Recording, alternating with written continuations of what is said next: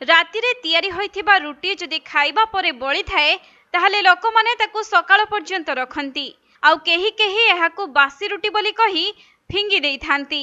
किंतु आपण माने भी कोन बासी रुटी को फिंगी देउछंती कि ता पूर्वरु जानि रखंतु जे बासी रुटी स्वास्थ्य पई केते हितकर आउ बासी रुटी को खाइबा द्वारा केउ सबु रोग दूरेई जाई थाए। तेबे साधारणतः आमे आम स्वास्थ्य को नहीं बेस सचेतन होइथाउ। एक सुस्थ शरीर पई आम नीतिदिनिया खाद्य प्रणाली सठिक रखिबा निहाती आवश्यक। किछि लोक सकाळे रुटी खाई थांती, सेहीपरि आउ किछि लोक एहाको फिंगी देई थांती। हेले आसंतु जानिबा सेही बासी रुटी देह पई केते लाभदायक। बासी रुटी रे साधारणतः vitamins, minerals, calcium, phosphorus, magnesium एवं पोटासियम भली पोषक तत्व भरपूर मात्रा रे रही थाए। बिना तेलरे रुटी प्रस्तुत हेउथिबारु एहा बेस स्वास्थ्यप्रद।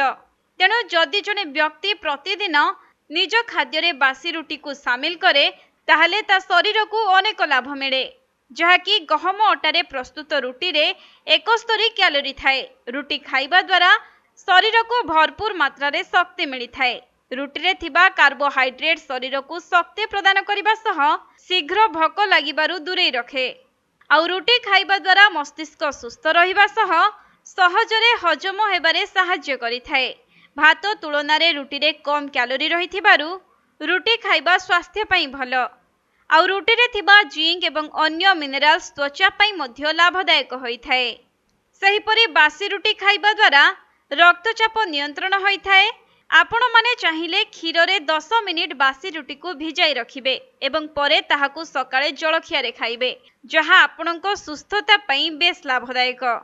आउ एहीपरि नियमित करिबा द्वारा बहुत शीघ्र रक्तचाप नियंत्रित होइथाए। पेट समस्यारु मध्य दूर करिबा सह गैस और कोष्ठकाठिन्य भली समस्यारु मुक्ति देइथाए बासी रुटी। खाली एतिकी नुहे बरं मधुमेह रोगींक पई बासी रुटी रामबाण सदृश। अन्यपटे ओजन ह्रास पई मध्य बासी रुटी सहाय्य करिथाए। एथिरे प्रोटीन और फाइबर रहिछि, फल रे अधिक समय जाए पेट भर्ती होई रहिथाए आउ बारंबार भोक लागे नाही। सेहीपरि बासी रुटी खाइबा द्वारा एसिडिटी मध्य दूर होइथाए।